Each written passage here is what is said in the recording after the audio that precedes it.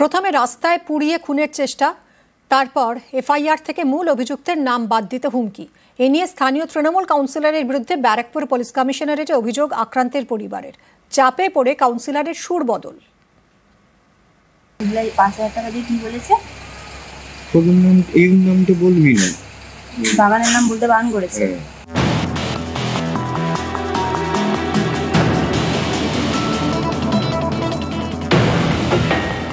গত বুধবার দক্ষিণ দমদমের বেদিয়াপাড়ায় পুড়িয়ে মারার চেষ্টা। অভিযোগ স্থানীয় তৃণমূল কাউন্সিলর মৃন্ময় দাসের ঘনিষ্ঠদের বিরুদ্ধে। এ নিয়ে নাগেরবাজার থানায় অভিযোগও জানানো হয়। অভিযোগ, মুখ বন্ধ রাখতে ৫,০০০ টাকা দেন তৃণমূল কাউন্সিলর। হাসপাতালে গিয়ে ভয় দেখান। বলা হয় সুমন বন্দ্যোপাধ্যায়ের নাম অভিযোগপত্র থেকে বাদ দিতে হবে। ৫,০০০ টাকা দিয়ে কি বলেছে? এই নামটা বলবি না, বাগানের নাম বলতে বারণ করেছে। এ নিয়ে এবার ব্যারাকপুর পুলিশ কমিশনারেটে অভিযোগ জানালো আক্রান্তের পরিবার।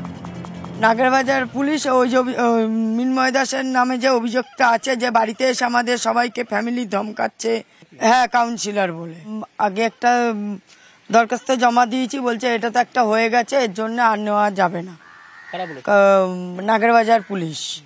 আমরা ব্যারাকপুরে গিয়ে ওইখানে কাগজটা দিয়ে নিয়ে গেল।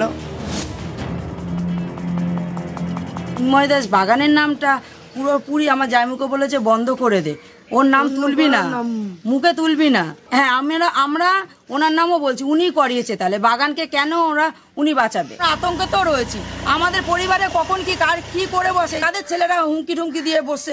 আমরা এখন কাদায় পড়েছি, 26-এ দেখে নেবো এইসব বলছে, তাহলে আমরা ভয় নেই। আপনারা কি মৃন্ময় দাসের নামে অভিযোগ করেছেন? হ্যাঁ করিয়েছি আমি। 22 অক্টোবর গত বুধবার বেদিয়াপাড়ার তারকনাথ কলোনিতে স্থানীয় রঞ্জিত কর্মকারকে পুড়িয়ে মারার চেষ্টা করা হয়। অভিযোগের আঙুর ওঠে স্থানীয় তৃণমূল কাউন্সিলরের ঘনিষ্ঠদের বিরুদ্ধে।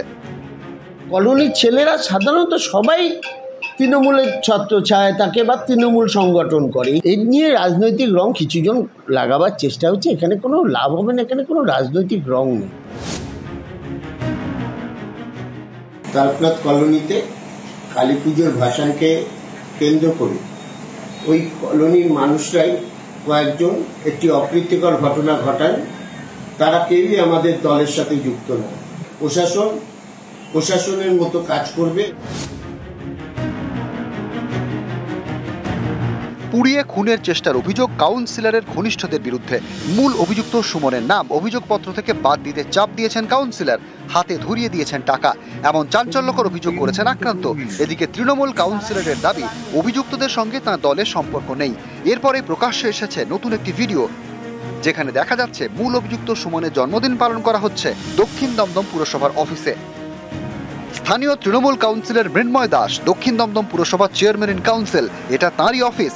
সেখানে সুমন বন্দ্যোপাধ্যায়ের জন্মদিন পালন করা হচ্ছে। কেক কাটার সময় হাজির তৃণমূল কাউন্সিলর মৃন্ময় দাস। আক্রান্তের দাবি, এই সুমনের নামই অভিযোগপত্র থেকে বাদ দিতে তৃণমূল কাউন্সিলর মৃন্ময় দাস হাসপাতালে গিয়ে তাকে চাপ দেন, ধরিয়ে দেন টাকা। রবিবার রাতে সুমনকে গ্রেপ্তার করে পুলিশ। নিউজ 18 বাংলা।